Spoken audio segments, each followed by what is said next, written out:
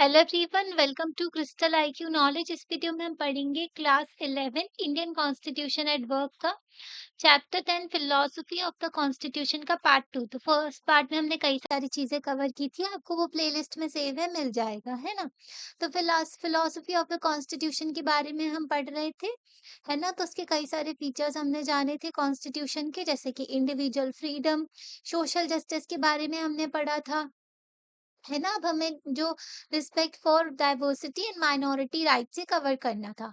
हमारे देश में 6 प्रकार की माइनॉरिटीज हैं, ये हमने आपको बताया था, है ना। जैसे कि सिख हो गए, ठीक है, बुद्धिस्ट हो गए, क्रिश्चियन, पारसीज, ओके, मुस्लिम और जैन।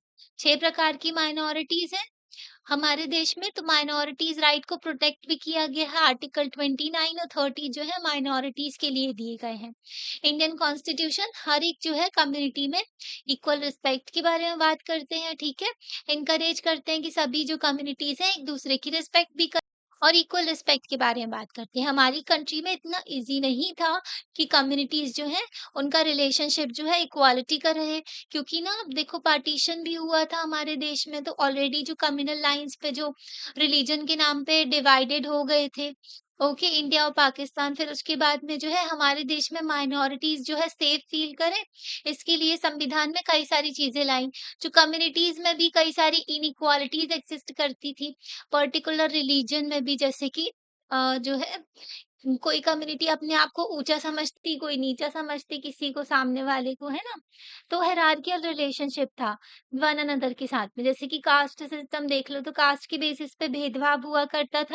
सेकेंड चीज थी कि कम्युनिटीज ना अपने एक दूसरे को इक्वल्स नहीं देखती थी, वो एक दूसरे को राइवल्स की तरह देखते थे, है ना। जैसे कि रिलीजियस कम्युनिटी जो है एक दूसरे को क्या कंपटीशन के भाव से और ऐसे दुश्मन के भाव से भी देखते थे, ठीक है। तो बहुत बड़ा चैलेंज था कॉन्स्टिट्यूशन मेकर्स के सामने, किस तरीके से वो कम्युनिटीज को एक लिबरल अप्रोच के साथ में ले चले और इक्वल रिस्पेक्ट हो कम्युनिटीज में, है ना।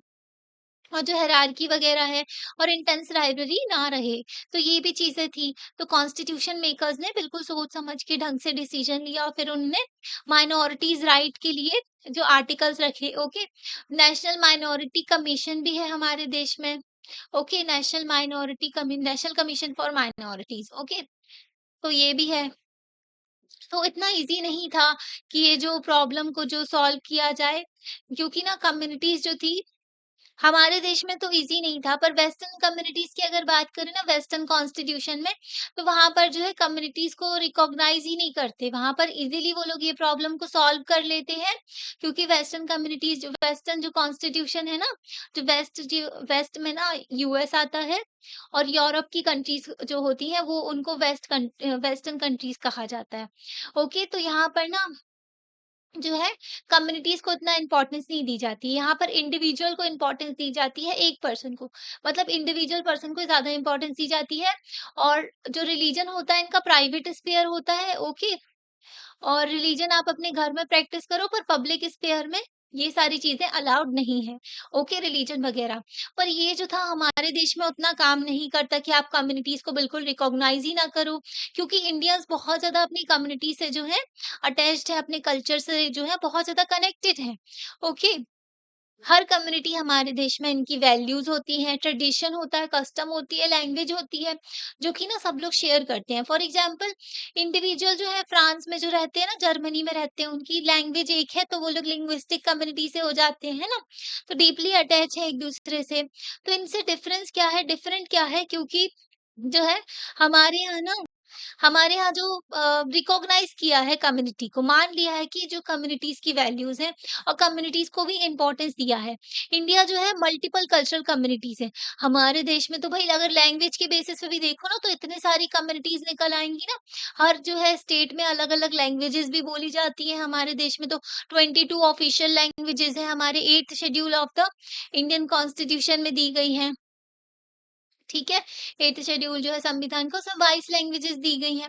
और है ना, जो मिनिस्ट्री ऑफ होम अफेयर्स ने सर्वे करवाया था, तो 19,500 तो हमारे यहाँ जो है बोलियां बोली जाती हैं। और फिर कल्चर से रिलेटेड अगर देखें, और डिफरेंट कम्युनिटीज होती हैं, रिलीजन से देख लें हम तो जर्मनी और फ्रांस में ना लिंग्विस्टिक एंड रिलीजियस कम्युनिटीज तो है, पर उनके जैसा मतलब हम जो है हम एक कम्युनिटी जो होती है, वो दूसरी कम्युनिटी के ऊपर डोमिनेट ना करे, ये बहुत ज़रूरी होता है। इसीलिए हमारे संविधान में जो है रिकॉग्नाइज़ किया गया है कम्युनिटी बेस्ड राइट को। क्योंकि ना अगर एक कम्युनिटी दूसरी कम्युनिटी के ऊपर डोमिनेट करेगी तो कहाँ का फ्रीडम रह गया फिर, हाँ? और फिर माइनॉरिटीज़ तो फ्लरिश करेंगी ही नहीं, जैसे कि पाकिस्तान का देख लो, पाकिस्तान में जो है माइनॉरिटीज़ तो भैया उनकी तो हालत ही खराब है बिल्कुल। बांग्लादेश में भी माइनॉरिटीज़ के ऊपर अटैक हो रहे हैं बहुत ज़्यादा। ओके, तो वन सच राइट जो है हमारे यहाँ जो राइट ऑफ रिलीजियस कम्युनिटी दिया है कि वो लोग अपना एस्टैब्लिश कर सकते हैं एजुकेशनल इंस्टीट्यूशन। मतलब कि वो अपना एजुकेशनल इंस्टीट्यूशन सेटअप करेंगे, स्कूल वगैरह, अब वहाँ पे वो अपनी वैल्यूज वगैरह दे सकते हैं बच्चों को, ठीक है। तो माइनॉरिटीज, एक और बात, हाँ, जो माइनॉरिटीज इंस्टीट्यूशन होते हैं ना, एजुकेशनल इंस्टीट्यूशन, तो उसमें जो है कोई भी रिलीजन का, कोई भी कास्ट का बच्चा पढ़ सकता है। ऐसा कुछ नहीं है कि उसी जो कम्युनिटी का बच्चा पढ़ता है वहां पर। फॉर एग्जाम्पल मुस्लिम्स में मदरसा हुआ करते हैं, और अलग-अलग रिलीजन जो है उसमें होते हैं, जैनों में गुरुकुल होते हैं। ठीक है? तो सब लोग जो है अपने एस्टैब्लिश कर सकते हैं माइनॉरिटीज़ जो है इंस्टीट्यूशन, एजुकेशनल इंस्टीट्यूशन। ये जो इंस्टीट्यूशन है इनको फंड भी मिलता है गवर्नमेंट से। गवर्नमेंट इनको पैसा भी प्रोवाइड करती है, सपोर्ट भी देती है। इस प्रोविज़न से हमको देखने को मिलता है कि इंडियन कॉन्स्टिट्यूशन जो है हर एक जो रिलीजन है उसको सिर्फ प्राइवेट मैटर से नहीं देखता है, इंडिविजुअल का। हमारे यहाँ जो पब्लिकली भी थोड़ा बहुत सपोर्ट किया जाता है। इसलिए जो है ना, अब सेक्युलरिज़्म का टॉपिक भी अभी हम पढ़ेंगे, तो सेक्युलरिज़्म से आप इसको अच्छे से समझ सकते हो, क्योंकि जो है ना वेस्ट का सेक्युलरिज़्म है, वो नेगेटिव सेक्युलरिज़्म कहलाता है, और जो हमारे देश का है ना वो पॉजिटिव सेक्युलरिज़्म कहलाता है। ओके, इंडिया का सेक्युलरिज़्म, क्योंकि हमारे यहाँ ना जो सभी रिलीजन को इक्वल राइट्स भी दिया गया है, और अगर जब रिलीजन में कुछ गलत चीज होती है, इंडिविजुअल के राइट्स का वॉयलेशन होता है, या फिर संविधान के द्वारा जो दिया गया है उसका वॉयलेशन होता है, तो गवर्नमेंट उस पर इंटरफेयर कर सकती है। तो अभी यही टॉपिक हम पढ़ेंगे। सेक्युलरिज्म, देखो सेक्युलरिज्म जो वर्ड है ना, सेक्युलर, ये जो है हमारे संविधान में पहले से ऐड नहीं था। तो क्या इसका मतलब हमारा संविधान, जो हमारे देश जो है सेक्युलर नहीं था? वही हमारा देश सेक्युलर था, पर जो है 1976 में 42nd कॉन्स्टिट्यूशनल अमेंडमेंट करके secular, socialist and integrity word हमारे प्रियम्बल में ऐड किया गया, ठीक है? तो बाद में ये शब्द ऐड किया गया था। सेक्युलर का मतलब होता है कि जो है वेस्ट वेस्ट की डेफिनेशन अलग है सेक्युलरिज्म की, और हमारे देश की डेफिनेशन अलग है। तो बेसिकली सेक्युलरिज्म का मतलब होता है कि जो रिलीजन जो है ना उसको प्राइवेट अफेयर्स की तरह, प्राइवेट मैटर की तरह आप ट्रीट करो। मतलब आप अपना रिलीजन अपने घर में प्रैक्टिस करो, बाहर कुछ करने की जरूरत नहीं है, ठीक है? तो ये आपका प्राइवेट मैटर है, आप जिस तरीके से प्रैक्टिस करना चाहे करते रहें, ठीक है? तो रिफ्यूज करते हैं किसी भी रिलीजन को पब्लिक और ऑफिशियल रिकॉग्नाइजेशन देने से। मतलब कि स्टेट का कोई धर्म नहीं है, ओके, मतलब गवर्नमेंट का किसी कंट्री का जो कोई पर्टिकुलर रिलीजन नहीं होता है। पर अगर देखो ना, जैसे कि मिडल ईस्ट की कंट्री देख लो, या फिर मिडल ईस्ट और वेस्ट एशिया भी कहते हैं, तो वहां पर देखो ना, जो सऊदी अरेबिया हो गए, तो यहाँ पे ना इनका जो पर्टिकुलर रिलीजन सबसे ऊपर आता है। ओके, तो यहाँ पर माइनॉरिटीज वगैरह उतने अच्छे से रह नहीं पाती। और अगर पाकिस्तान का भी देख लो, बांग्लादेश में भी देख लो, तो यहाँ पर जो है इनका रिलीजन पहले आता है, ठीक है, जनता से भी पहले आता है इनका रिलीजन। पाकिस्तान को इस्लामिक रिपब्लिक ऑफ पाकिस्तान कहते हैं। तो यहाँ पर ना जो है रिलीजन के अकॉर्डिंगली ये लोग चलते हैं। ओके, तो एक्सट्रीमिस्ट प्रोविजन भी होते हैं इनके यहाँ, तो माइनॉरिटीज वगैरह की तो हालत ही खराब रहती है। ओके, तो इसका मतलब क्या हुआ कि इंडियन कॉन्स्टिट्यूशन सेक्युलर नहीं है? तो भई ऐसा नहीं है, हमारा देश जो है सेक्युलर रहा है। ओके, तो जो टर्म है ना सेक्युलर, ये पहले नहीं था हमारे संविधान में, बाद में ऐड किया गया। हमने आपको बताया ना 42nd कॉन्स्टिट्यूशनल अमेंडमेंट करके इसको ऐड किया गया। इंडियन कॉन्स्टिट्यूशन है हमेशा से ही सेक्युलर रहा। कई सारे प्रोविजन है सेक्युलरिज्म के, जैसे कि 25 से लेकर के 28 तक जो है right to freedom of religion दिया गया। कोई भी देश अधिकार देता है क्या फ्रीडम ऑफ रिलीजन का? और हमारे देश में दिया गया 25 से लेकर के 28 तक जो आर्टिकल्स हैं, इसमें फ्रीडम ऑफ रिलीजन दिया गया। आर्टिकल 44 कहता है गवर्नमेंट को कि भई आप यूनिफॉर्म सिविल कोड लेकर के आओ। ठीक है? तो डीपीएसपी का आर्टिकल जो है ये directive principles of state policy का, कि कहता है कि भई आप यूनिफॉर्म सिविल कोड लेकर के आओ। यूसीसी जो है यूनिफॉर्म सिविल कोड, इसमें क्या होता है, इसमें ना जैसे कि प्राइवेट मैटर्स होते हैं ना, मैरिज हो गई, और जो डिवोर्स हो गए, और जो प्रॉपर्टी जो दी जाती है ना, इनहेरिटेंस जो होता है, माँ-बाप के जाने के बाद जो बच्चों को प्रॉपर्टी मिलती है, तो अडॉप्शन हो गया, तो ये सारे मैटर्स जो होते हैं ना, अभी जो है रिलीजन वगैरह जो है इसमें डोमिनेट करता है, जैसे कि मैरिज वगैरह देख लो, है ना? तो इस वजह से क्या हो रहा था, कई सारे जो जैसे कि ट्रिपल तलाक की वजह से वुमेन्स के अधिकारों को हनन पहुँच रहा था, ठीक है? तो इसलिए ना गवर्नमेंट को यूसीसी लाने की कोशिश कर रहे हैं, यूनिफॉर्म सिविल कोड। तो इन सब के लिए ना कॉमन कानून हो जाएगा, ठीक है? मतलब कि अगर मैरिज से रिलेटेड है तो कॉमन लॉ होगा, ठीक है? और जो और जैसे अडॉप्शन से रिलेटेड हो गया, प्रॉपर्टी से रिलेटेड हो गया कि अगर डाइवोर्स होता है तो इक्वल प्रॉपर्टी वगैरह तो सब वो सब जो है कॉमन लॉ हो जाएँगे। फॉर एग्ज़ाम्पल जैसे अभी जो है हमारे देश में ट्रैफिक रूल्स होते हैं ना, ट्रैफिक रूल कोई रिलीजन के थोड़ी ना होते हैं, ट्रैफिक रूल तो सभी लोग फॉलो करते हैं, वैसे ये सारे कानून भी हो जाएँगे। ठीक है? तो बहुत फ़ायदा देखने को मिलेगा इससे। पर ये जो है यूसीसी ला नहीं पाते हैं क्योंकि जो है रिलीजन जो है ना ये बीच में आ जाती है। जो धर्म के ठेकेदार हैं ना वो आने नहीं देते हैं, ये कानून वगैरह बनने नहीं देते, प्रोटेस्ट करने लगेंगे। भड़काने लगेंगे लोगों को। तो हर चीज़ में बैलेंस लेकर के चलना पड़ता है गवर्नमेंट को, ठीक है? तो सेक्युलर कई सारे प्रोविज़न हैं हमारे देश में 29, 30 जो माइनॉरिटीज़ को राइट दिए गए हैं संविधान में, तो वो भी आपको सेक्युलरिज़्म देखने को मिलेगा इसमें भी। तो मेनस्ट्रीम जो है वेस्टर्न कंसेप्शन जो वेस्ट में क्या माना जाता है सेक्युलरिज़्म वेस्ट के में ना म्यूचुअल एक्सक्लूजन माना जाता है। मतलब कि स्टेट और रिलीजन भाई अलग-अलग है एकदम, ठीक है? इंडिविजुअल फ्रीडम अलग है उनका और सिटीज़न राइट जो है ना वो अलग है इंडिविजुअल का। तो म्यूचुअल एक्सक्लूजन जो होता है ना वो होता है जैसे कि ये सब ना पॉलिटिकल थ्योरी में भी और जानोगे तो म्यूचुअल एक्सक्लूजन जो होता है इसका मतलब होता है बोथ रिलीजन और स्टेट है ना अपने-अपने जो मैटर में काम करेंगे एक दूसरे की जो है उसमें इंटरफेयर नहीं करेंगे। जैसे कि रिलीजन हो गया, स्टेट और गवर्नमेंट हो गई। वही चीज़ होती है, तो रिलीजन अपने मैटर में काम करे, अपने अफेयर जो अपनी चीज़ों में काम करे, ठीक है? और गवर्नमेंट अपना काम करे, तो एक-दूसरे के मैटर में ये इंटरफेयर नहीं करते हैं। स्टेट जो है ना तो इंटरवेन करेगा रिलीजन में, ना ही रिलीजन जो है वो डिक्टेट करेगा स्टेट को, कि किस तरीके से स्टेट को काम करना है। जो दूसरे शब्दों में कहें तो म्यूचुअल एक्सक्लूजन का मतलब होता है रिलीजन और स्टेट जो है स्ट्रिक्टली सेपरेट है। तो वेस्ट में ना जो ये वाला फॉलो किया जाता है कि भई आप अपने-अपने दायरे में रह कर के काम करो, स्ट्रिक्ट सेपरेशन बिल्कुल। पहले के टाइम पर क्या होता था कि ना वेस्ट की अगर बात करें तो वहाँ पर ना चर्च हुआ करती थी, ठीक है? तो वहाँ के फादर वगैरह हुआ करते थे और उस टाइम पर चर्च जो है करप्ट इंस्टीट्यूशन हो गई थी। ये वेस्ट की हिस्ट्री हम आपको बता रहे हैं, तो वहाँ पर ना तो ये ना किंग के जो कामकाज में इंटरफेयर किया करते थे और ना तो इसकी वजह से ना तो बहुत ज़्यादा जो है प्रॉब्लम्स क्रिएट हो रही थी स्टेट में। तो कई सारे थिंकर्स थे जैसे कि मैकियावेली थे, तो इनको तो जेल में डाल दिया था। तो मैकियावेली कहते कि भई चर्च जो है वो जो है अंडर आएगी स्टेट के, ठीक है? स्टेट जो है सबसे ऊपर आते वही कानून वगैरह सब देखेंगे और स्टेट और चर्च को बिल्कुल अलग-अलग करने की बात की, सेपरेशन ऑफ रिलिजन और फ्रॉम स्टेट की बात की गई, ठीक है? तो ये जो है वेस्ट की हिस्ट्री में भी बात की जाती है, ठीक है? तो पर्पस क्या है स्ट्रिक्ट सेपरेशन के पीछे? तो सेफगार्ड करना है भई जो क्या इंडिविजुअल फ्रीडम को। स्टेट जो है अगर सपोर्ट करेगा रिलीजियस ऑर्गनाइज़ेशन को, तो रिलीजियस ऑर्गनाइज़ेशन भी पावरफुल हो जाएँगी। जब रिलीजियस ऑर्गनाइज़ेशन ज़्यादा पावरफुल हो जाएँगी, तो वो कंट्रोल करने लगेंगी जो धर्म जो है ना, जो रिलीजियस लाइफ है इंडिविजुअल की, उसको कंट्रोल करने लगेंगे। इससे क्या होगा जब ये लोग ना कंट्रोल करने लगेंगे कि किस तरीके से आपको गॉड को देखना है, ठीक है? किस तरीके से आपको गॉड से रिलेट करना है, जुड़ना है और किस तरीके से आपको प्रे करना है, तो इंडिविजुअल के पास में कोई ऑप्शन ही नहीं रहेगा और फिर वो स्टेट के पास में जाएँगे भाई गवर्नमेंट आप हमारे जो है फ्रीडम को प्रोटेक्ट करो, रिलीजियस फ्रीडम को।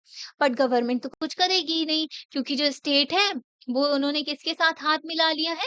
इन रिलीजियस ऑर्गनाइज़ेशन के साथ में। तो इससे नुकसान क्या किसका होगा? इंडिविजुअल का होगा।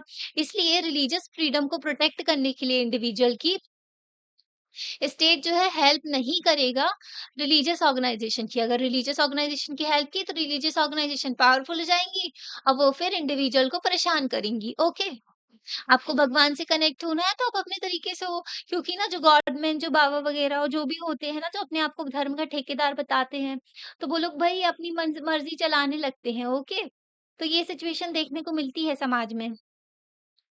But at the same time state जो है वो रिलीजियस ऑर्गेनाइजेशन जो है उनको ये नहीं बोलेंगे कि आपको किस तरीके से अपना अफेयर्स कंडक्ट करना है ठीक है मतलब स्टेट अपने काम करे और अब जो रिलीजन है रिलीजियस ऑर्गेनाइजेशन वो अपने तरीके से काम करे और वो जो है प्रिवेंट भी नहीं करेंगे क्या रिलीजियस फ्रीडम को तो रिलीजियस फ्रीडम अच्छे से रहे लोगों की तो यही बात की जाती है ना तो स्टेट जो है हिंडर ना करे रिलीजियस ऑर्गेनाइजेशन का कामकाज भी है ना जैसे कि स्टेट वही बात है बार-बार रिपीट की जा रही है कि स्टेट जो है स्ट्रिक्ट सेपरेशन है इन दोनों के बीच में, स्टेट अपना काम करे और रिलीजन अपना काम करते रहें, ठीक है? तो एक-दूसरे का काम-काज में वो लोग इंटरफेयर ना करें। इंस्टेड जो है ये लोग क्या करें, एक जो है वो कहते हैं ना एक हाथ की दूरी बनाकर चलो, तो ये लोग भी जो बोल रहे हैं कि आर्म्स लेंथ बना कर के चलो, है ना? तो यही जो है वेस्टर्न कंसेप्शन है सेक्युलरिज़्म का। अब हमने वेस्ट का आइडिया समझ लिया, अब हम अपने देश का आइडिया समझेंगे। तो ये जो कंडीशन है वेस्ट का जो सेक्युलरिज़्म है ना, ये हम अपने देश में लागू नहीं कर सकते। ओके, क्योंकि इसके कई सारे चैलेंजेस भी थे हमारे देश में। कॉन्स्टिट्यूशन जो मेकर्स थे ना, उनको अल्टरनेटिव कंसेप्शन देखना था सेक्युलरिज़्म का, मतलब दूसरा ऑप्शन वही लेकर के आ रहे हैं, क्योंकि हमारी सोसाइटी ही इतनी डाइवर्स है और बिल्कुल अलग कर देना रिलीजन और स्टेट को इतना पॉसिबल नहीं था। ओके, तो depart from the western model से ना, जो वेस्ट मॉडल को हम नहीं इम्प्लीमेंट कर सकते, इसके भी 2 रीज़न थे।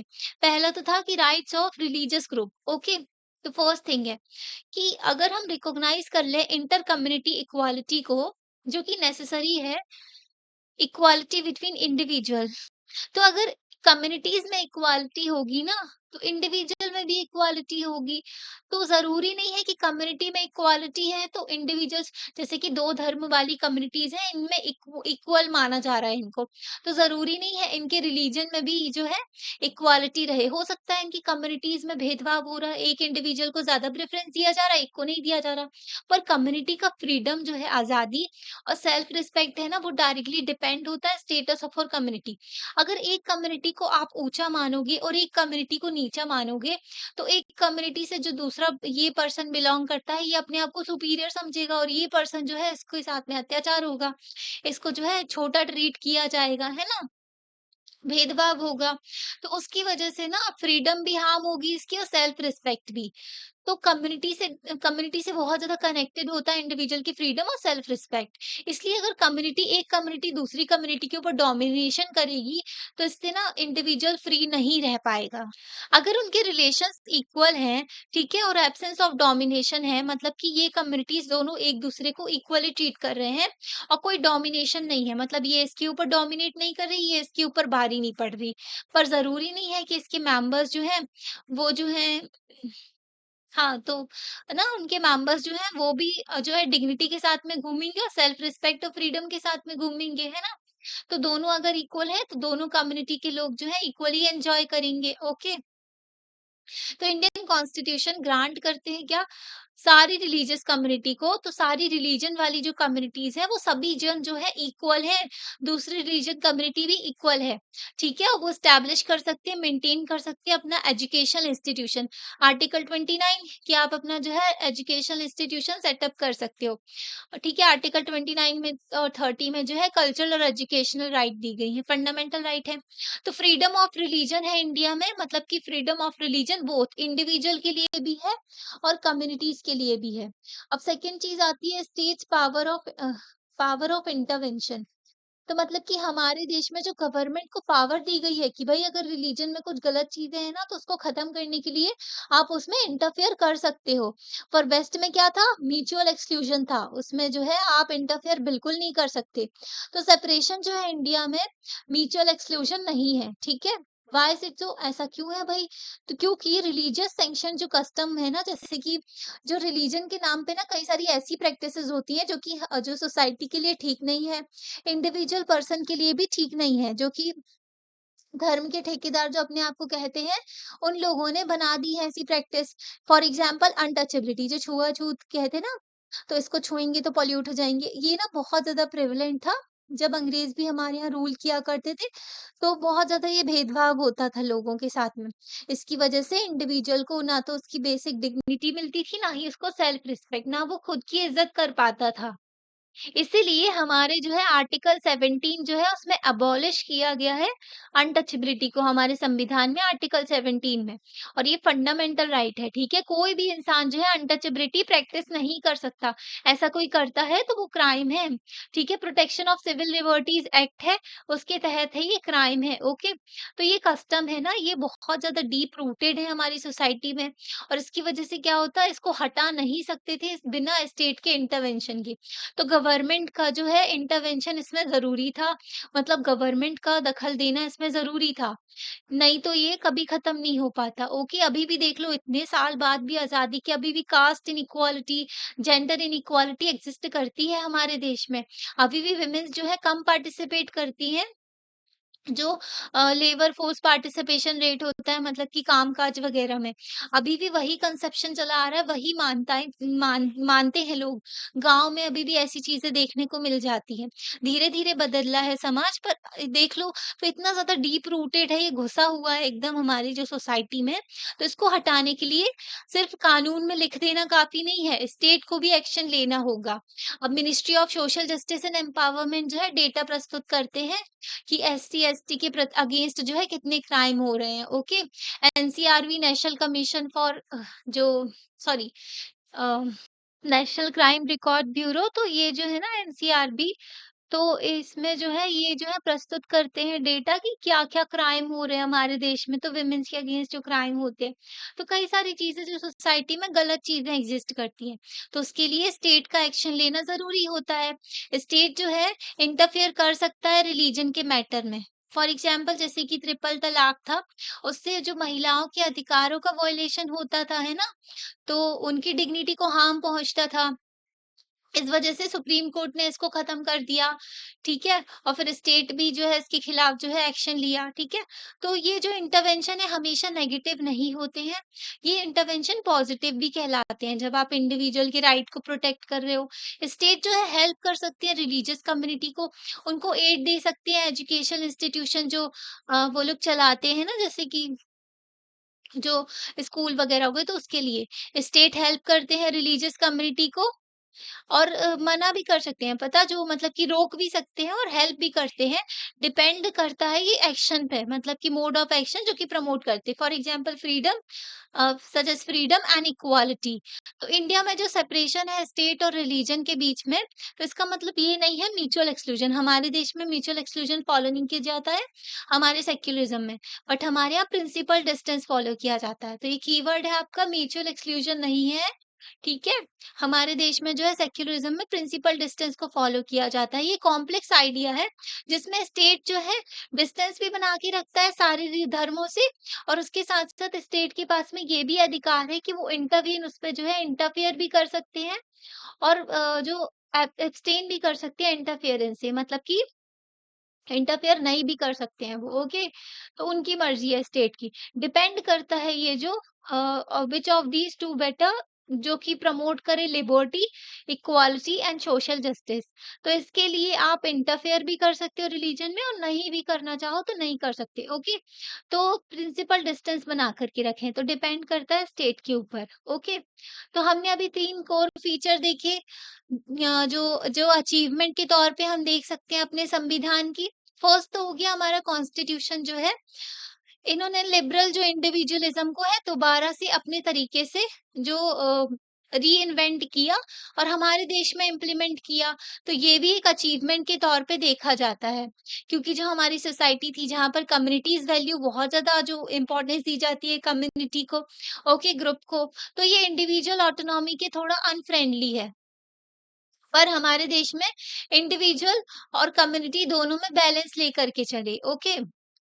वेस्ट में देखो ना तो इंडिविजुअल को ज़्यादा प्रायोरिटी दी जाती है। सेकंड चीज़ है कि हमारा constitution principle of social justice को लेकर के चलते हैं, without compromising the individual liberty.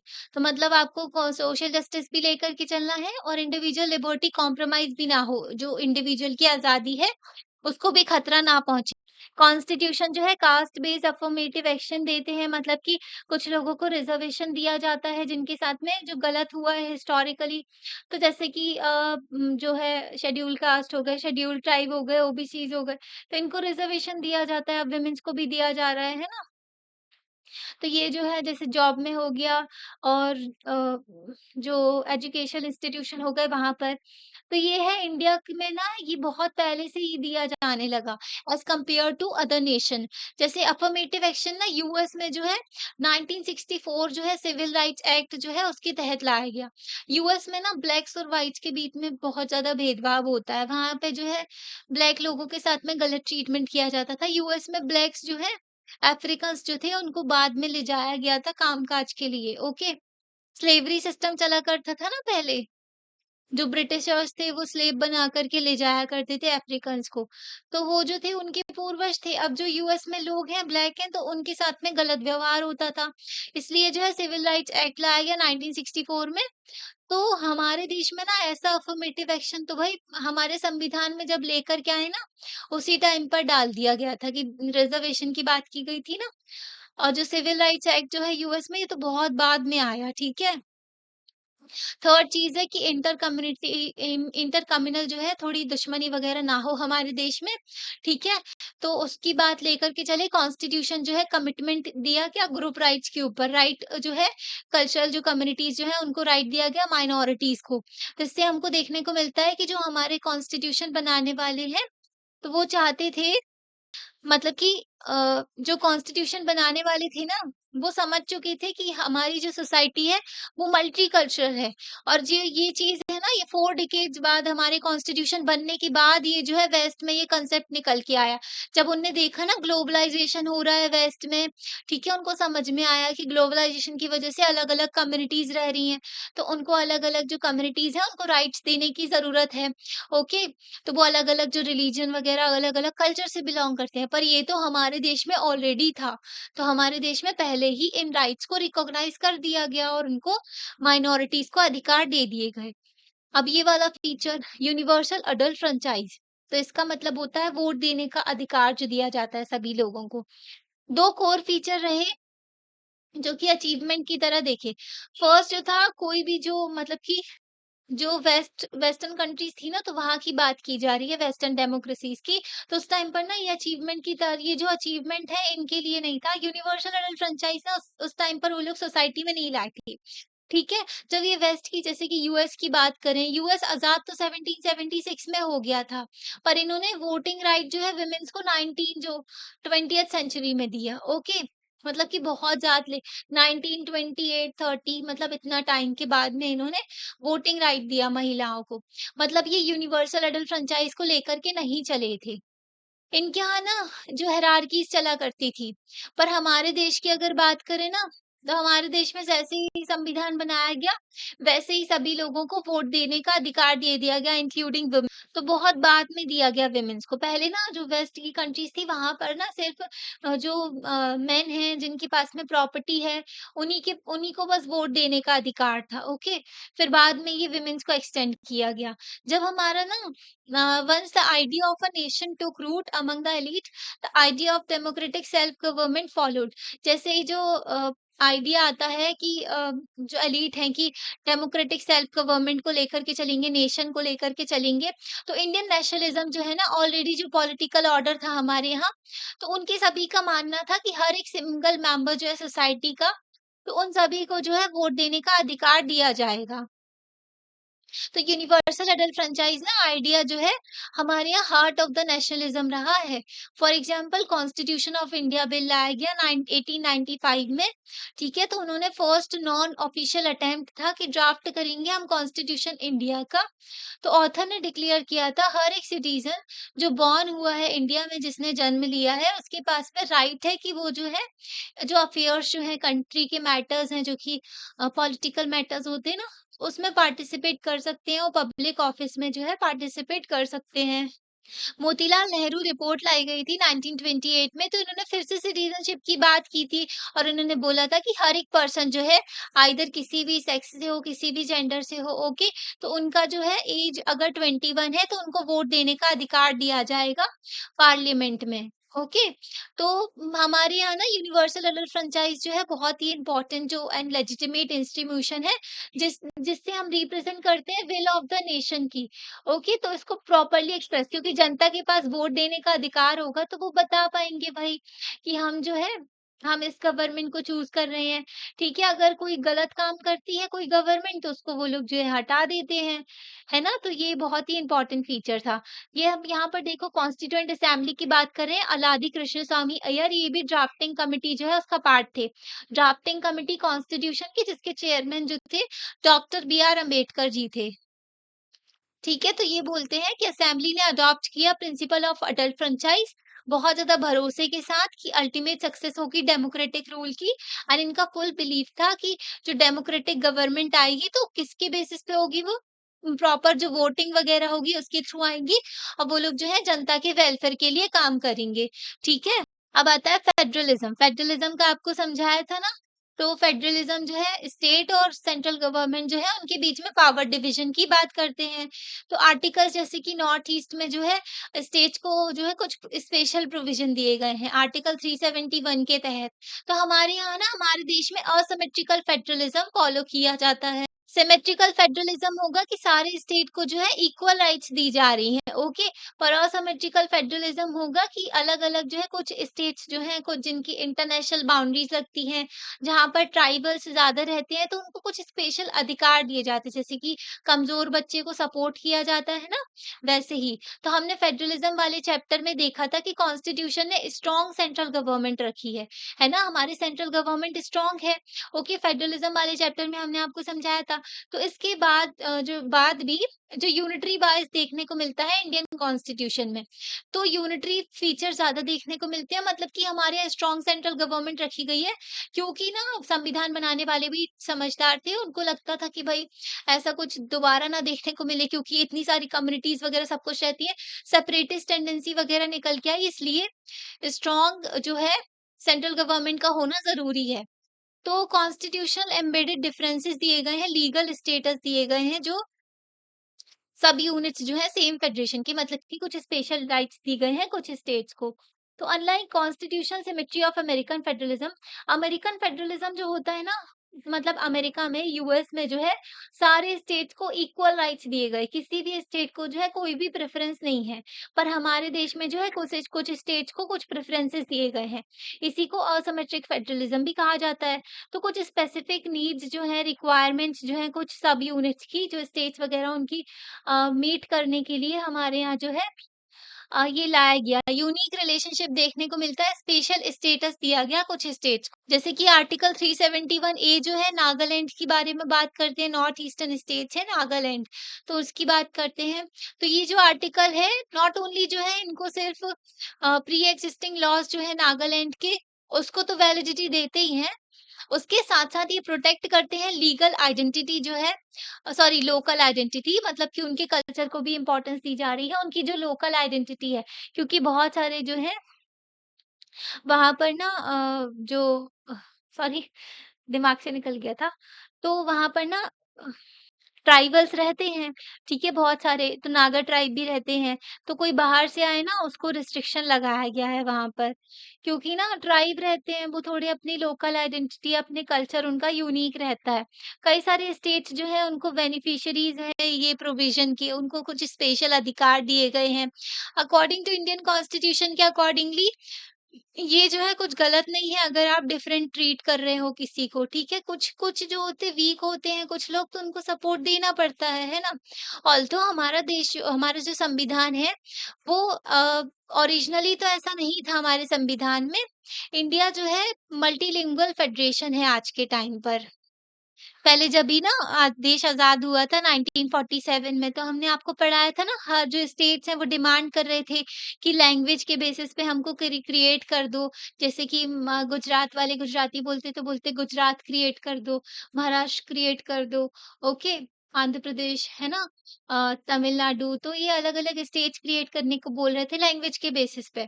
तो वही है हमारे यहाँ पॉलिटिकली रिकॉग्नाइज़ किया गया लिंग्विस्टिक ग्रुप को। सभी लोगों को इक्वली ट्रीट किया जाता है। डेमोक्रेटिक एंड लिंग्विस्टिक फेडरलिज्म देखने को मिलता है इंडिया में, जो कि मैनेज करते हैं तो मतलब इतनी जो है ना इसके साथ-साथ जो है यूनिटी को लेकर के चलते हैं और कल्चरल रिकॉग्नाइजेशन। तो हमारे यहाँ कल्चर को भी रिकॉग्नाइज़ किया गया है, ओके।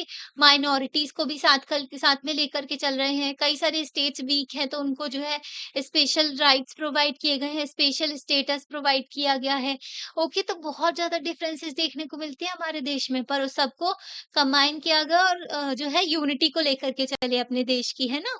सपोर्ट प्रोवाइड किया कई सारे स्टेट्स को।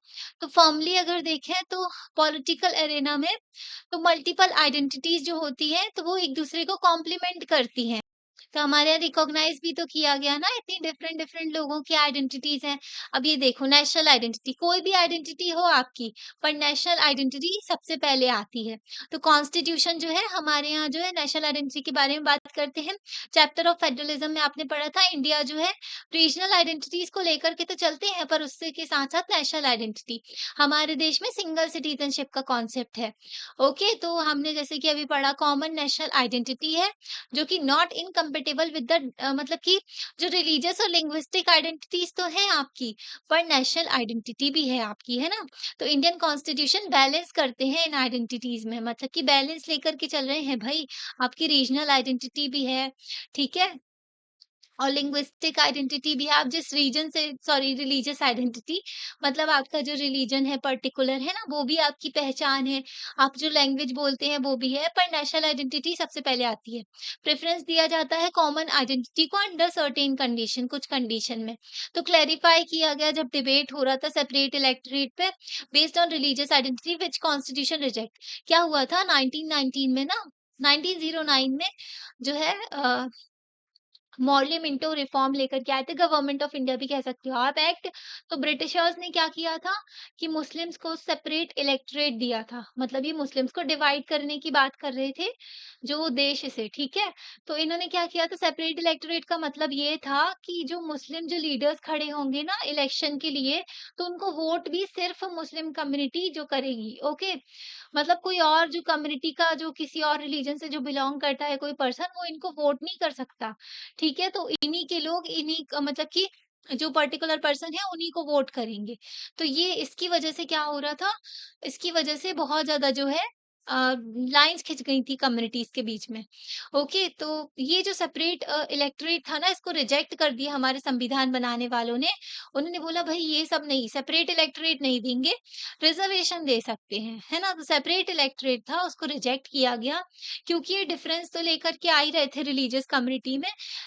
और उसकी वजह और जो है ये जो है क्या कर रहे थे नोशन ऑफ जो नेशनल आइडेंटिटी का जो नोशन था ना, उसको भी एंडेंजर कर रहे थे, उसको भी खतरा पहुँचा रहे थे। क्योंकि जो एंडेंजर कर रहे थे ये हेल्दी नेशनल लाइफ को। तो अब बताओ ना जब ये सेपरेट इलेक्टोरेट कर दोगे तो डिवाइड हो जाएँगी कम्युनिटीज़ जो है अलग-अलग हो जाएँगी। उनमें फीलिंग आने लगेगी कि भई हम इससे बिलॉन्ग करते हैं, आप इससे बिलॉन्ग करते हो। तो थोड़ा-थोड़ा ना डिफरेंसेस फील होने लगेंगे। जब ये डिफरेंस बहुत ज़्यादा बढ़ जाएगा ना, तो प्रॉब्लम क्रिएट हो जाती है। तो जो है फ़ोर्स किया गया यूनिटी को। तो यूनिटी सबसे ज़्यादा इम्पोर्टेंट है हमारे संविधान में, जो फ्रेटर्निटी के साथ में इवॉल्व होती है, मतलब फ्रेटर्निटी भाईचारे को लेकर के चलो। ये जो 2 गोल थे ना, ये बहुत ही इम्पोर्टेंट थे डॉक्टर बी आर अम्बेडकर के लिए। ओके? उनके दिल के बहुत करीब थे ये जो 2 चीज़ें थी, यूनिटी और जो है फ्रेटर्निटी। तो सरदार पटेल जो थे, इनका भी यही मेन ऑब्जेक्टिव था कि वन कम्युनिटी को लेकर मतलब कि जो है इवॉल्व हो वन कम्युनिटी की तरह। ओके, सरदार पटेल जो है ना इनको ना जो बिस्मार्क ऑफ इंडिया भी कहते हैं। ओके, इन्होंने ना इंडिया को यूनाइट करने में भी जैसे कि कई सारे राजा महाराजा थे ना, वो जो है जब देश आज़ाद हुआ था तो उनको उनको भी पता था भई डेमोक्रेसी आ जाएगी, जब डेमोक्रेसी आएगी तो इनका जो है राजपाट सब खत्म हो जाएगा, ओके। वैसे भी ये लोग पेंशन मिलती थी इनको अंग्रेज़ों से, तो इन लोगों से ना इंस्ट्रूमेंट ऑफ असेशन साइन करवाया गया था कि आप जो है इंडिया में पूरी तरीके से जो है मिल गए हैं। ओके, तो ये सारा काम जो है सरदार पटेल ने किया था, ओके। तो ये सरदार पटेल जो कहते हैं कि लॉन्ग रन में बहुत दूर तक देखें तो इंटरेस्ट जो है तो दूर तक देखें तो ये कहते हैं कि जो सभी लोग ये भूल जाएँ कि कोई माइनॉरिटी में है, कोई नंबर में, कोई कम नंबर में है, कोई ज़्यादा नंबर में है, कोई माइनॉरिटी, मेजॉरिटी सब भूल जाएँ और सिर्फ़ एक बात याद रखें कि इंडिया एक वन कम्युनिटी है, ठीक है? तो अपने देश को यूनिटी जो है यूनाइट करके लेकर के चलना चाहते थे ये, ठीक है? तो यही बात है। Procedural achievements. तो ऑल दीज़ 5 कोर फीचर हमने देखे, तो इनको सब्सटेंसिव अचीवमेंट कह सकते हो आप संविधान का, ठीक है? जो बेसिक चीज़ें रही। जो कि प्रैक्टिकल है और बहुत ही इम्पोर्टेंट है। सब्सटेंशियल अचीवमेंट उसका मतलब यही हुआ। ओके, तो there are also some procedural achievement भी हैं। जैसे कि फर्स्ट चीज़ है, इंडियन कॉन्स्टिट्यूशन रिफ्लेक्ट करते हैं क्या? भरोसा जो पॉलिटिकल डेलिब्रेशन पे, मतलब कि डिबेट एंड डिस्कशन जो विचार-विमर्श होता है ना उसमें। हम जानते हैं कि हमारे देश में कई सारे ग्रुप्स एग्ज़िस्ट करते हैं और उनके इंटरेस्ट होते हैं, है ना? तो जो है प्रॉपर्ली जो कॉन्स्टिट्यूएंट असेंबली में रिप्रेजेंट नहीं हो पाए थे। बट डिबेट्स हुई ना असेंबली में, मतलब कि अब देखो इतने सारे ग्रुप्स हैं, सारे के से कुछ ना कुछ तो छूट ही गए होंगे ना कुछ लोग। तो अगर हम बात करते हैं कॉन्स्टिट्यूएंट असेंबली की, तो उसमें डिबेट्स वगैरह हुई ना, तो उससे क्या हुआ, जो मेकर्स थे ना, संविधान बनाने वाले थे, उन्होंने इंक्लूसिव अप्रोच लेकर के चला, सभी लोगों को साथ में लेकर के चला। अगर एक चीज़ भी होती थी ना, तो उसके एक प्रोविज़न के भी पॉजिटिव भी देखे जाते थे और उसके नेगेटिव भी देखे जाते थे। पॉजिटिव भी और नेगेटिव भी। हर एक चीज़ को बार-बार जो है डिबेट डिस्कशन करने के बाद लिखा गया है हमारे संविधान में। 60 देशों के संविधान पढ़े गए हैं, तब जाकर के हमारा संविधान इतना अच्छा बनाया है अपनी सोसाइटी के अकॉर्डिंगली, अपने देश के अकॉर्डिंगली। तो इसको approach open ended approach indicate करता है कि विलिंगनेस थी जो जनता, जो मतलब कि इन जो ये लोग चाहते थे कि जो डिबेट एंड डिस्कशन हो रहा था ना, तो वो उनके सेल्फ इंटरेस्ट पे बेस्ड नहीं था। ये जो था मीनिंग रीज़न होना चाहिए। अगर आप संविधान में कुछ लिख रहे हो ना, तो उसका प्रॉपर रीज़न होना चाहिए, वो सोसाइटी में ठीक रहेगा कि नहीं, आगे चल के कोई दिक्कत तो नहीं होगी उससे। प्रॉपर चीज़ें देखने को मिल रही थी। वो जो उनकी इच्छा भी थी कि वो रिकॉग्नाइज़ करे क्रिएटिव वैल्यू वगैरह, है ना? तो वो ये लोग मान भी रहे थे कि जो डिफरेंस में रहता है और डिसएग्रीमेंट वगैरह हर एक चीज़ को कंसीडर किया जा रहा था। सेकंड चीज़ थी, रिफ्लेक्ट करते थे जो कॉम्प्रोमाइज़ को भी एंड अकोमोडेशन को भी। तो कहीं पे कॉम्प्रोमाइज़ भी किया जाता था, अगर कोई प्रोविज़न पे लोग एग्री नहीं करते थे, तो उसको कॉम्प्रोमाइज़ भी कर देते थे और सभी लोगों को साथ में लेकर के चल रहे थे। तो कॉम्प्रोमाइज़ एंड अकोमोडेशन जो वर्ड है ना, ये ना डिसअप्रूवल के तौर पे आपको देख मतलब शुड नॉट ऑलवेज़ सीन, इसको ना एकदम डिसअप्रूवल की तरह आप मत देखो। हमेशा देखे जाता है इसको कि भाई मनाही कर रहे हैं बिल्कुल, है ना? कॉम्प्रोमाइज़ करने को ना ही समझा जाता है। जो सारे के सारे कॉम्प्रोमाइज़ होते हैं ना, वो खराब नहीं होते हैं, ओके? अगर कुछ वैल्यूज़ जो हैं, उनको अलग किया जा रहा है, क्योंकि सेल्फ इंटरेस्ट पे बेस्ड है वो बहुत ज़्यादा, तो हम ना कॉम्प्रोमाइज़ कर लेते हैं बैड सेंस में। मतलब कि अगर समझौता भी किया जाता है ना थोड़ा बहुत भी, तो उसको गलत तरीके से देखने लगते हैं। अगर एक वैल्यू जो है उसको समझौता किया जाए, ठीक है, ट्रेडेड ऑफ कर दिया जाए दूसरी वैल्यू के लिए, तो ओपन प्रोसेस था, फ्री डेलिब्रेशन था वहाँ पर, ठीक है? तो मतलब कि विचार-विमर्श करके हर एक चीज़ लिखी गई थी। तो कॉम्प्रोमाइज़ करके थोड़ा बहुत जो है उस पे पहुँच पाते थे जो है जो लास्ट में प्रोविज़न तक, ओके। तो ना कई सारे देखने को मिलते हैं, तो कई सारी जो चीज़ें हम हर चीज़ तो इंक्लूड नहीं कर सकते थे ना संविधान में। तो पर अगर थोड़ी-थोड़ी चीज़ें भी लेकर के चलें, तो मोरली जो है ब्लेम वर्दी होता वो। मतलब कि पूरी तरीके से वो गलत नहीं होता अगर थोड़ा-थोड़ा भी उसको इंक्लूड कर लें, ठीक है? चीज़ों को। तो कमिटमेंट था कि आइडिया पे कि डिसीज़न्स जो हैं, जो इम्पोर्टेंट इश्यूज़ हैं ना, उस पे डिसीज़न लिया जा रहा था, जो भी प्रोविज़न थे। बेसिक चीज़ पता क्या थी? कि जो है थोड़ा कॉम्प्रोमाइज़ करके कुछ प्रोविज़न पे अगर थोड़े-थोड़े इम्पोर्टेंट अच्छे प्रोविज़न लिए जाएँ, तो वो ठीक है, वो गलत नहीं होता है। और कुछ इम्पोर्टेंट इश्यूज़ हैं, उस पे ना कंसेंसस बनना चाहिए, सबकी सहमति बननी चाहिए, तब जाके उस प्रोविज़न पे पहुँचा जाए। ऐसा नहीं कि मेजॉरिटी ने उसको हाँ बोल दिया है, तो उस पे पहुँच जाएँ और उसी को रख लें, ऐसा नहीं था, सबकी सहमति होना ज़रूरी थी। तो इसको बहुत ही इम्पोर्टेंट तरीके से संविधान सभा में इसको इंक्लूड किया गया। अब क्रिटिसिज़्म भई कुछ चीज़ें जो हैं नेगेटिव भी होती हैं, तो जो है हर एक चीज़ जो है उसका मतलब कई लोग ना उसका कुछ-कुछ जो है क्रिटिसिज़्म भी निकालते हैं। है ना? तो हमारे संविधान को भी क्रिटिसाइज़ किया गया, कुछ चीज़ें बताई गई कि ये ठीक नहीं है, संविधान में ये नहीं। तो कई सारे क्रिटिसिज़्म देखने को मिले। फर्स्ट था कि इसको अनवाइडली कहते हैं, ठीक है? और सेकंड था कि इसको अनरिप्रेजेंटेटिव कहते हैं और थर्ड कहते हैं कि एलियन है हमारी कंडीशन के प्रति। तो जो अनवाइडली वाला है ना, तो ये बेस्ड किस पे था कि ऐसा मानना था कि सारा-सारा कॉन्स्टिट्यूशन है ना, कि एक कंट्री का, हमारे देश का जो कॉन्स्टिट्यूशन है ना, वह एक कॉम्पैक्ट डॉक्यूमेंट बस है। मतलब कि इसको इतना हेवी बना दिया है, इतना भारी बना दिया है, एक ही डॉक्यूमेंट है बस, ओके, तो इस तरीके का इसको बनाया गया है। तो ये ट्रू नहीं था, ये सही नहीं था। इवन कंट्रीज़ जैसे कि यूएस की बात करें, तो इनका भी जो है एक एक कॉम्पैक्ट डॉक्यूमेंट है, इनका भी एक फुल फ्लेज्ड जो कॉन्स्टिट्यूशन है। ओके, इन्होंने भी प्रॉपर एक किताब ही बनाई है अपनी, तो हमारे कॉन्स्टिट्यूशन को ऐसा क्यों कह रहे हैं? तो फैक्ट ये है कि कंट्री का कॉन्स्टिट्यूशन जो है आइडेंटिफ़ाई किया जाता है कॉम्पैक्ट डॉक्यूमेंट के तौर पे, और दूसरे रिटन डॉक्यूमेंट में भी कॉन्स्टिट्यूशनल स्टेटस जो होता है उसके साथ में। कॉम्पैक्ट का मतलब क्या हो गया कि आप इससे ना बाइंड है इस डॉक्यूमेंट से, आपको इसको मानना ही पड़ेगा, जो कि एक रिटन डॉक्यूमेंट है ना? तो लिखा हुआ एक जो डॉक्यूमेंट है, तो ये इसको ना बाँधा गया है दूसरे रिटन डॉक्यूमेंट्स के साथ में, जिसको कॉन्स्टिट्यूशनल स्टेटस भी मिला हुआ है। थस ये पॉसिबल था कि इम्पोर्टेंट कॉन्स्टिट्यूशनल जो स्टेटमेंट्स हैं ना एंड प्रैक्टिसेज़ हैं, तो वो तो दूसरी डॉक्यूमेंट मतलब कि एक डॉक्यूमेंट जो सॉरी जो रिटन डॉक्यूमेंट है उसके बाहर भी आपको कॉन्स्टिट्यूशनल स्टेटमेंट वगैरह मिल जाएँगी। अगर इंडिया की बात करें तो कई सारी डिटेल्स हैं, प्रैक्टिसेज़ हैं और स्टेटमेंट है जो कि एक ही डॉक्यूमेंट में लिखी गई हैं, ठीक है?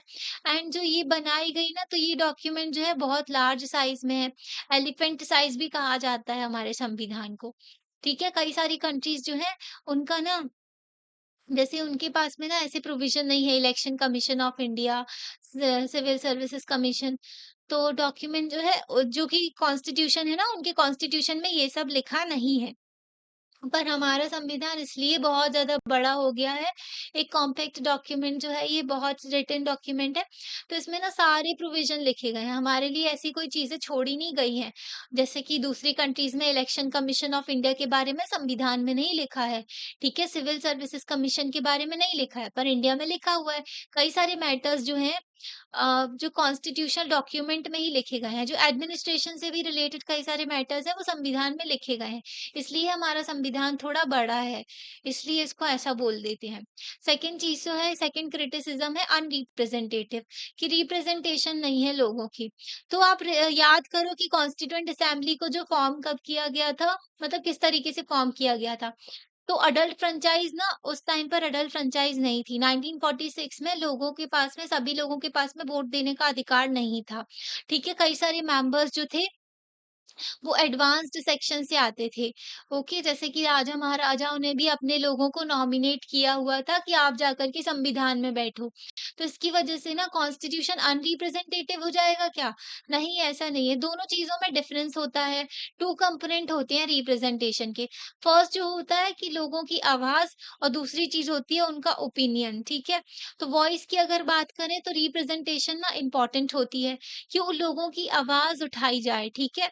तो जो जनता थी ना, जो रिकॉग्नाइज़्ड थे, ओके, मतलब लोग जिनको माना जाता था, ठीक है, लैंग्वेज और उनकी वॉइस थी ना, तो उनके मास्टर्स जैसे कि तो जनता की उनकी आवाज़ के थ्रू, उनकी लैंग्वेज के थ्रू देखा जाना चाहिए, ना कि उनकी जो है अ, मास्टर की लैंग्वेज के थ्रू, ओके। तो अगर हम इंडियन जो कॉन्स्टिट्यूशन को देखते हैं, अपने संविधान को इस डायमेंशन से देखते हैं, तो ये ज़रूर आपको अनरिप्रेजेंटेटिव लगेगा, क्योंकि जो है, जो लीडर्स थे ना अलग-अलग कम्युनिटीज़ के, वो लोग जाकर के संविधान में बैठ कर के उन्होंने संविधान बनाया, मतलब कि मास्टर्स हो गए, ठीक है? तो ये ना आपको अगर इस दिशा से आप देखोगे इस डायमेंशन से, तो आपको ये जो है अपना संविधान जो है अनरिप्रेजेंटेटिव लगेगा। जो मेंबर्स थे ना कॉन्स्टिट्यूएंट असेंबली के, वो चूज़ किए गए थे रिस्ट्रिक्टेड फ्रैंचाइज़ से, यूनिवर्सल फ्रैंचाइज़ नहीं थी। नॉमिनेटेड नॉमिनेटेड मेंबर्स भी थे जो कॉन्स्टिट्यूएंट असेंबली में। तो एग्ज़ामाइन करें हम दूसरे डायमेंशन से देखें तो हम ना जो ऐसा नहीं कह सकते कि रिप्रेजेंटेशन नहीं थी, हर एक जो ओपिनियन लिया गया था, जो रिप्रेज़ेंट किया गया था कॉन्स्टिट्यूएंट असेंबली में, उसको ना प्रॉपर्ली जो डिबेट, डिस्कशन हर चीज़ की गई थी।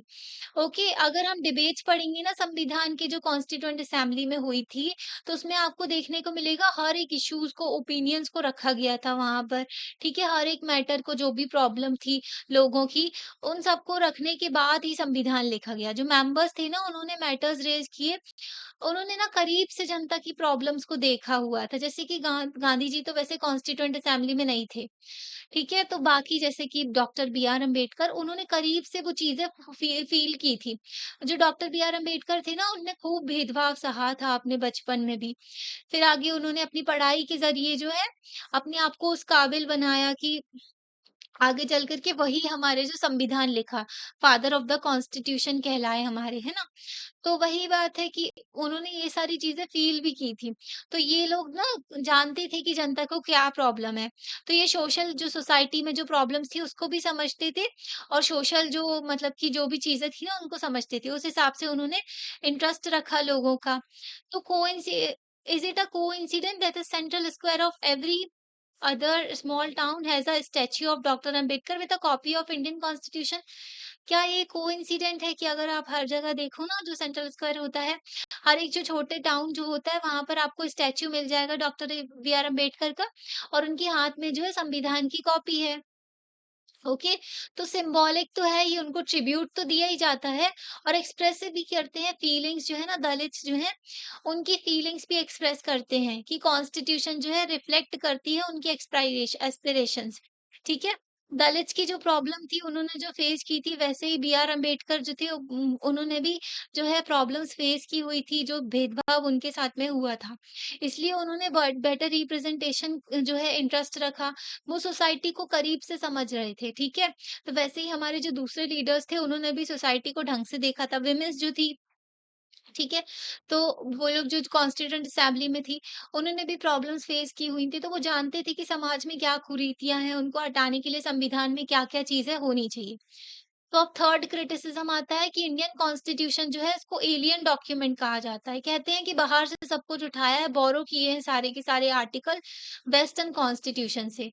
जो कि जो है बहुत ही ईज़िली जो है जो ना मतलब कि अनईज़िली हमारे जो कल्चरल एथियोस है ना, वो उसके साथ में फिक्स नहीं बैठता है इंडियन पीपल के जो है।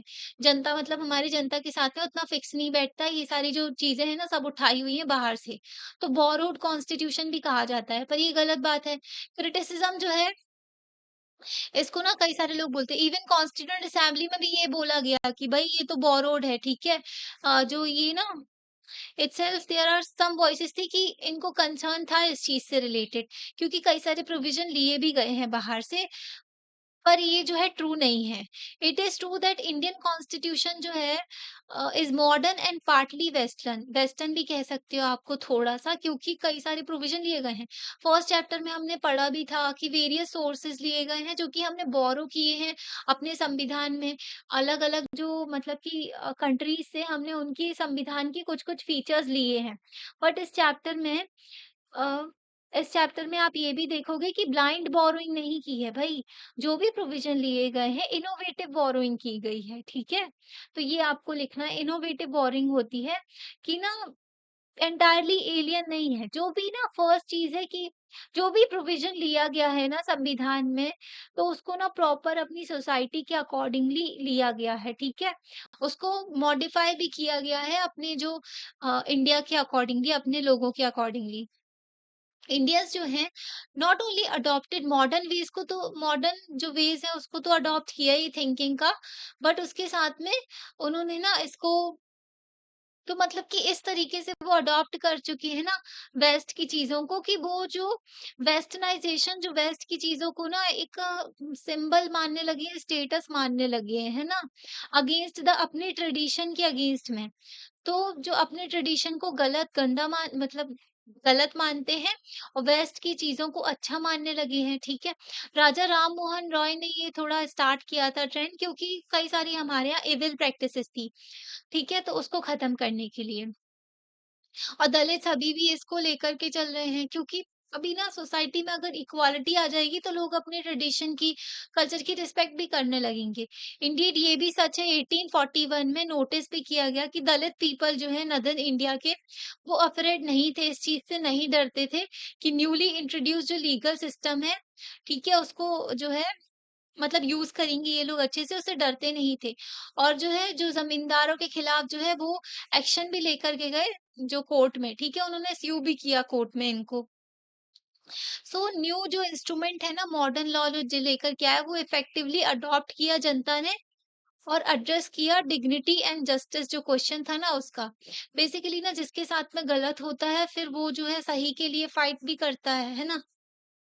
तो वो जो है दूसरे जैसे कि इनके साथ में गलत हुआ तो इन लोगों ने फिर ये डरे भी नहीं, कानून को अडॉप्ट किया मॉडर्न लॉ को, क्योंकि इनको पता था कि इनके खुद के सिस्टम में तो करप्ट है पूरा का पूरा जो इनके साथ में गलत करता है। तो अंग्रेज़ों का जो कानून वाला सिस्टम था एटलीस्ट वो इनको इक्वली ट्रीट कर रहे थे, है ना? सेकंड चीज़ थी जब वेस्टर्न मॉडर्निटी आई थी ना, तो उन्होंने क्या किया इंटरैक्ट किया लोकल कल्चरल सिस्टम के साथ में मिक्स हुआ, थोड़ा बहुत इंटरैक्ट किया, है ना? तो हाइब्रिड कल्चर देखने को मिला, मिक्स बन गया, ठीक है? तो इसलिए ना क्रिएटिव अडैप्शन देखने को मिला हमारे यहाँ।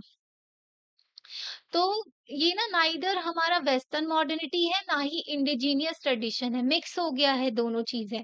तो क्लस्टर बन गया है, न्यूली डेवलप्ड फिनोमेना देखने को मिलता है, जो कि वेस्टर्न मॉडर्न जो है और इंडिजीनियस ट्रेडिशनल कल्चरल सिस्टम है उसका। बेसिक चीज़ है, मिक्स्ड हो गया है, तो एक नई मॉडर्निटी निकल के आई है अल्टरनेटिव। तो नॉन वेस्टर्न सोसाइटीज़ जो हैं जहाँ मतलब कि वेस्ट का नहीं है, तो वही दूसरा तो नॉन वेस्टर्न सोसाइटी हो गए। तो डिफरेंट मॉडर्न सोसाइटीज़ है वो इमर्ज हुए नॉन वेस्टर्न सोसाइटीज़ की तरह और उनका ना मतलब कि जो नई-नई सोसाइटीज़ इमर्ज हो रही थी ना, नए-नए जो समाज थे, तो उसमें भी ना लोग जो है वेस्टर्न चीज़ों को भी अब जो नॉन वेस्टर्न सोसाइटी वेस्ट की ना चीज़ें हैं, उनको तो छोड़ ही रहे थे, ठीक है, मतलब अपनी पास्ट प्रैक्टिस को छोड़ रहे थे।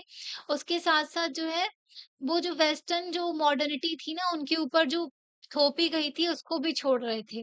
और जो है फिर अपना जो कॉन्स्टिट्यूशन को ड्राफ्ट किया नहीं सॉरी जब अपना कॉन्स्टिट्यूशन हम ड्राफ्ट कर रहे थे तो एफर्ट्स लिए गए कि इस जो अमलगमेशन हो रहा था ना western and traditional Indian values का बेसिक चीज है ना इधर पे इतना घुमा फिरा के बताया हुआ है ना कि अमलगमेशन देखने को मिला वेस्ट की जो चीज़ें थी ना और हमारा इंडियन कल्चर था उसका, ठीक है?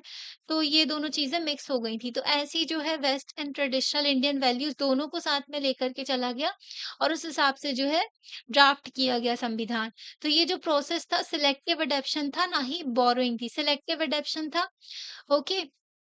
मतलब कि हमारी सोसाइटी की नीड्स के अकॉर्डिंगली, कंडीशन के अकॉर्डिंगली और हमारे देश के अकॉर्डिंगली चीज़ों को लाया गया, ठीक है? जो प्रोविज़न लाए गए ना, तो उनको इसके अकॉर्डिंगली लाया गया। ठीक है, अब लिमिटेशंस भी हैं। हम ऐसा तो नहीं कह सकते संविधान जो है हमारा इंडिया का वो एकदम परफेक्ट है और उसमें कोई भी त्रुटि वगैरह कुछ भी गलत चीज़ नहीं है। तो सोशल कंडीशन के अकॉर्डिंगली जो सोशल कंडीशन थी जिसमें हमारा संविधान बनाया गया, तो ये तो नेचुरल है कि कई सारी कंट्रोवर्सीज़ तो होंगी उसके कंट्रोवर्शियल मैटर्स तो होंगे ही, ठीक है? क्योंकि जैसे कि अभी देखा ना कि अनरिप्रेजेंटेटिव कहा गया उसको, बहुत बड़ा संविधान बना दिया तुमने, ऐसा कहा गया। तो कई सारे जो एरियाज़ थे जहाँ पर केयरफुल रिविज़न की ज़रूरत है मतलब दोबारा से उसको देखा जाए। तो कई सारे फीचर्स जो हैं संविधान के वो इमर्ज्ड हुए mainly due to exigencies of the time. तो टाइम की नेसेसिटीज़ के अकॉर्डिंगली जो है कई सारे प्रोविज़न रखे गए संविधान में। तो हमें ये तो मानना ही चाहिए कई सारी लिमिटेशंस भी हैं संविधान में। तो यहाँ पर ना लिमिटेशंस भी दी गई। तो ये है कि इंडियन कॉन्स्टिट्यूशन में ना सेंट्रलाइज़्ड किया गया है एकदम मतलब मेन फ़ोकस दिया गया है, सेंटर में रखा गया है नेशनल यूनिटी को, ठीक है? और सेकंड चीज़ है कि इसको ना जो इम्पोर्टेंट इश्यूज़ हैं जैसे कि जेंडर जस्टिस हो गया, तो इन जो इश्यूज़ थे ना जो कि बहुत इम्पोर्टेंट इश्यू था जेंडर जस्टिस का कि भेदभाव ना हो, जेंडर इक्वालिटी रहे, तो इसको फैमिली के विदिन ही रखा गया। मतलब जब संविधान जब बनाया गया था ना, उसके बाद में जो है मतलब विमेन से रिलेटेड चीज़ें कम थी, ठीक है? और जो सारे के सारे एक तो मेल बैठे हुए थे कानून बनाने वाले गवर्नमेंट में। बाद में जब 1951 में भी आज़ादी मिली तो विमेन से रिलेटेड चीज़ें कम थी। धीरे-धीरे करके उनके लिए कानून लाए गए, ठीक है? तो इस पे फ़ोकस उतना नहीं रहा। थर्ड चीज़ रही कि उस टाइम पर ना not clear why in poor developing countries certain basic socio economic rights were relegated section on DPSP rather than made integral feature of our own. तो ना जो सोशो इकोनॉमिक राइट्स वगैरह थे, ठीक है? जैसे कि गरीबों को कुछ सपोर्ट वगैरह प्रोवाइड करना, तो इसको ना डीपीएसपी में डाला गया। डायरेक्टिव्स दिए गए गवर्नमेंट को कि भई आप लोग ऐसा कर लेना। इसको फंडामेंटल राइट भी नहीं बनाया गया। अगर फंडामेंटल राइट बना देते ना, तो सब लोग पहुँच जाते कोर्ट में और उस टाइम पर हमारा देश था गरीब। तो गरीब देश जो था और इतना ज़्यादा सब कुछ हमारे डेवलप नहीं था। अंग्रेज़ बहुत ही बुरी कंडीशन करके गए थे हमारे देश की। तो हर किसी को हर चीज़ बाँट नहीं सकते थे। तो रिसोर्सेज़ लिमिटेड थे उस टाइम पर। देश को डेवलपमेंट भी लेकर के चलना था, ठीक है? इलिटरेसी खत्म करना और मैल न्यूट्रिशन वगैरह बहुत सारी चीज़ें थी, बहुत सारी प्रॉब्लम थी। तो हमें तो लगता है ये ठीक ही किया था, क्योंकि अगर डीपीएसपी को जो है उस टाइम पर उस टाइम पर आप फंडामेंटल राइट नहीं बना सकते थे, क्योंकि बहुत सारी क्रिएट हो जाती प्रॉब्लम। ये सही है कि जेंडर जस्टिस पे और ज़्यादा फोकस करना चाहिए था, और नेशनल यूनिटी पे सही फोकस किया भाई, है ना? अगर नहीं करते हम नेशनल यूनिटी पे फोकस, हमारा जो संविधान है, तो क्या फिर क्या होता? हाँ, ऑलरेडी जो है पार्टीशन झेल चुका था हमारा देश। तो इट इज़ पॉसिबल कि ये जो लिमिटेशन है उनके आंसर्स दिए जाएँ। अभी हमने डिस्कस किया ना, आंसर्स दे सकते हैं, एक्सप्लेन कर सकते हैं कि ऐसा क्यों हुआ, और इसको ओवरकम भी कर सकते हैं। जैसे कि जेंडर जस्टिस से रिलेटेड अब बहुत ज़्यादा बातें होने लगी हैं कि जेंडर इक्वालिटी लेकर के चलना है। इतने टाइम बाद हुआ पर होने लगा है। तो हम आर्ग्यू कर सकते हैं कि ये जो लिमिटेशंस है ना, इतनी सीरियस इनफ नहीं है कि ये खतरा कर पहुंचा दे हमारी जो फिलॉसफी ऑफ द कॉन्स्टिट्यूशन है। मतलब हमारी जो फिलॉसफी है ना कॉन्स्टिट्यूशन की, जो इम्पोर्टेंट वैल्यूज हैं, उसको खतरा नहीं पहुंचा सकती ये लिमिटेशन जो है। तो बेसिक चीज़ यही है। तो प्रीवियस चैप्टर में हमने डिस्क्राइब किया था किस तरीके से हमारा कॉन्स्टिट्यूशन एक लिविंग डॉक्यूमेंट है ना? हमने समझा था ना, संविधान जो है उसमें अमेंड करने की प्रोविज़न है, संविधान में अमेंडमेंट कर सकते हैं आर्टिकल 368 के तहत, है ना? चेंज कर सकते हैं उसको, जो मॉडिफाई कर सकते हैं चीज़ों को according to the circumstances need of the जो सोसाइटी है। तो ये कोर फीचर है हमारे संविधान का। ठीक है? इसलिए हम हमारे संविधान लिविंग डॉक्यूमेंट है। जो लीगल प्रोविज़न है और इंस्टीट्यूशनल अरेंजमेंट है ना, जो हमारे जो लीगल जो कानून वगैरह हैं, ठीक है? और जो इंस्टीट्यूशन है वो डिपेंड करता है किस पर? नीड्स ऑफ द सोसाइटी पर। जो सोसाइटी की नीड्स है ना, जो ज़रूरतें हैं उस पे, एंड फिलॉसफी जो अडॉप्ट की गई सोसाइटी के। तो कॉन्स्टिट्यूशन जो है एक्सप्रेशन देते हैं फिलॉसफी का। तो कॉन्स्टिट्यूशन में जो फिलॉसफी है ना, उसके बारे में बात कर रहे हैं। तो इंस्टीट्यूशनल जो अरेंजमेंट है, जो हमने इस बुक में पढ़ा, जैसे एग्जीक्यूटिव, लेजिस्लेचर, जुडिशरी, ये सारे जो इंस्टीट्यूशनल अरेंजमेंट्स है ना, ये कोर है, इनका कॉमनली एग्रीड विजन है इनका। ठीक है? इनका कॉमन जो विजन है कि अपने देश को आगे आगे लेकर के चलना है, लोगों के वेलबींग के बारे में बात करना है, और संविधान की फिलॉसफी को फॉलो करना है। तो विजन जो है ना, इनका हिस्टोरिकली इमर्ज हुआ है, जो स्ट्रगल देखने को मिला इंडिपेंडेंस में जो गलत हुआ ना, और जो सॉरी जो इंडिपेंडेंस के लिए जो स्ट्रगल किया लोगों ने, ठीक है? आज़ादी के लिए जो फाइट की, तो उसके थ्रू ही ये सब इंस्टीट्यूशन बनाए गए हैं ना, कि दोबारा जो है जैसे अंग्रेजों ने अत्याचार किया लोगों के साथ में, वैसा जो है दोबारा ना हो। इसलिए कॉन्स्टिट्यूशन ने इनकी जो गवर्नमेंट की पावर्स को भी लिमिट किया। तो कॉन्स्टिट्यूएंट असेंबली थी ना, वो प्लेटफॉर्म था जहां पर विजन जो प्रॉपरली कहा गया, ठीक है? और लीगल इंस्टीट्यूशन फोरम जो है उनको जो आर्टिकुलेट किया गया, मतलब कि इसको प्रॉपरली इनके आइडियाज को बताया गया, लीगल इंस्टीट्यूशनल फोरम को करना क्या है, ठीक है?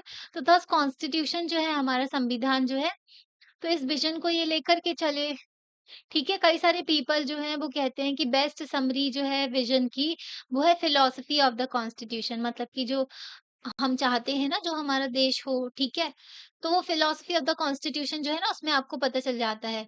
फिलॉसफी जो है ना, वो आपको प्रिएम्बल में मिल जाएगी। यही चीज़ मैंने ना चैप्टर के पहले ही बोला था कि आपको ना अपनी फिलॉसफी ऑफ द कॉन्स्टिट्यूशन ना, आपको प्रिएम्बल जो है हमारा संविधान का, उसमें आपको सब पता चल जाएगा।